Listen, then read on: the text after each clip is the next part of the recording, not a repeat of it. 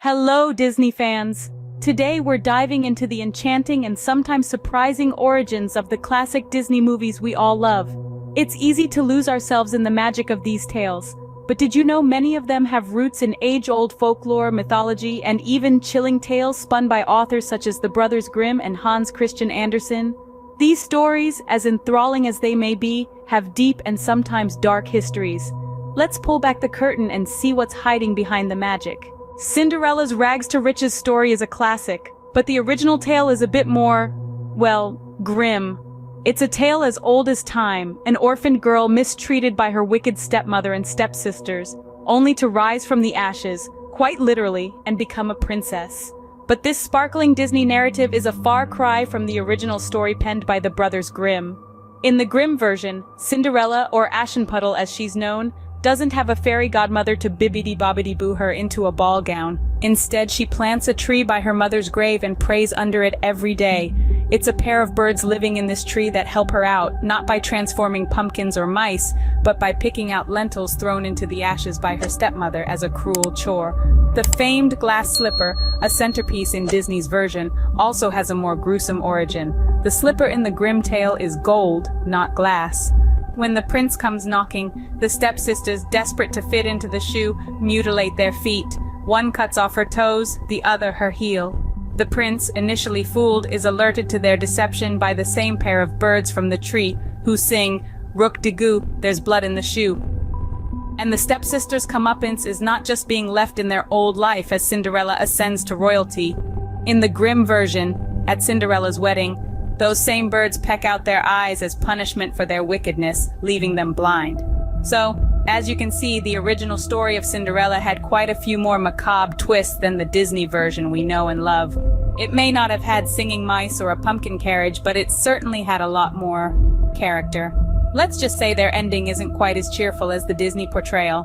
Ariel's undersea adventure and quest for love captured our hearts. However, Hans Christian Andersen's original story has a more somber tone. In Andersen's tale, our beloved mermaid isn't named Ariel, but is instead a nameless protagonist known simply as the Little Mermaid. Her longing for an immortal soul and love for a human prince are the driving forces of her story, just like in Disney's version. But here's where the similarities end. Our Little Mermaid doesn't strike a deal with a wicked sea witch named Ursula.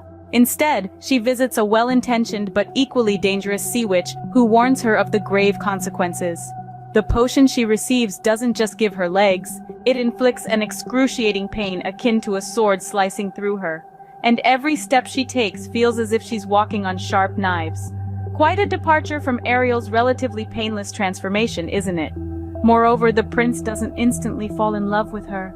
Although he's fond of the Little Mermaid, he marries another woman, believing her to be the one who saved him from the shipwreck. Our Little Mermaid is heartbroken and faces a grim fate, to transform into sea foam, as is the destiny of mermaids who fail to win the love of a human. In a final twist, her sisters trade their hair to the sea witch for a dagger. If the Little Mermaid kills the prince and lets his blood drip on her feet, she can become a mermaid again and avoid her impending doom.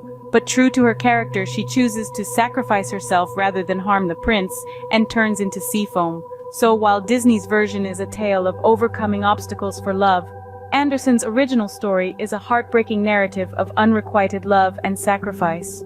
It teaches us about the harsh realities of life, the pain of unfulfilled dreams, and the beauty of selfless love. Spoiler alert, there's no singing crab to lighten the mood. Sleeping Beauty's tale of a princess cursed to sleep for 100 years is dreamy in Disney's version, but its origins, particularly in Giambattista Basile's Sun, Moon, and Talia, present a much darker story involving more than just a long nap.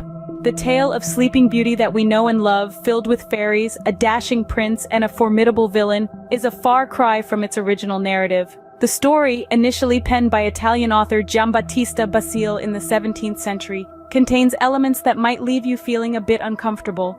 In Basile's tale, our Sleeping Beauty is named Talia, and her slumber isn't induced by a spindle prick, but a splinter of flax. After falling into her deep sleep, Talia is discovered not by a prince, but by a king. The king leaves her after a visit, and Talia gives birth to twins while still unconscious, a far stretch from the chaste kiss of awakening we've come to associate with Sleeping Beauty. the story takes another dark turn when the king's wife learns of Talia and the children. In a fit of jealousy, she attempts to have the children cooked and served to the king, and demands Talia be burned alive.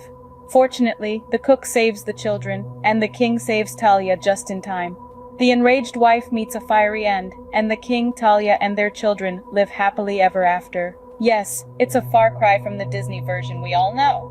The tale has been sanitized and romanticized over the centuries, culminating in the beautiful animation we cherish today. But it's important to remember that fairy tales like Sleeping Beauty were often dark and complex, meant to teach harsh lessons about life and human nature. Looking at the original story, we can see how Disney has taken the essence of the narrative, stripped it of its darker elements, and transformed it into a tale of love and justice. These changes, while significant, have allowed the story to become a beloved classic, enchanting generations of viewers and inspiring countless retellings. The true awakening of our slumbering beauty isn't quite so innocent. Snow White's escape from the evil queen to live with the seven dwarfs is stuff of legend, but in the Grimm version, the queen's punishment is far more brutal than falling off a cliff. The Grimm brothers' tale of Snow White presents a story that is, well, rather grim. This version paints a much darker picture than the Disney adaptation we're familiar with. In Disney's version, the evil queen, who's obsessed with being the fairest in the land, orders a huntsman to kill Snow White and bring back her heart. But the huntsman spares her life, and Snow White stumbles upon a cottage inhabited by 7 dwarfs. The queen discovers Snow White is still alive and makes 3 attempts on her life, the last of which involves a poisoned apple. The queen meets her end by falling off a cliff, and a prince's kiss awakens Snow White. However, the Brothers Grimm tale is a bit different. In this story, the queen is Snow White's biological mother, not a wicked stepmother. And instead of asking for Snow White's heart, the queen demands her lungs and liver. When the queen discovers Snow White is still alive, she doesn't just make 3 attempts on her life, she makes 7. These attempts include lacing up Snow White's bodice too tight, combing her hair with a poisoned comb, and finally, the iconic poisoned apple. The queen's punishment in the Grimm version is far more gruesome than simply falling off a cliff. Instead, she's forced to dance in red-hot iron shoes until she drops dead at Snow White's wedding. A far cry from the Disney version, wouldn't you agree? The Grimm Snow White is a stark reminder of how these tales were originally cautionary stories, filled with dark elements to teach children about the harsh realities of life. And let's just say, the apple isn't her only attempt on Snow White's life. These stories show us that fairy tales weren't always the child-friendly versions we know today. They were cautionary tales, filled with darker elements, morphed into magical narratives by Disney. Cinderella, The Little Mermaid, Sleeping Beauty, Snow White, each with a twist in their original tale. Which one surprised you the most?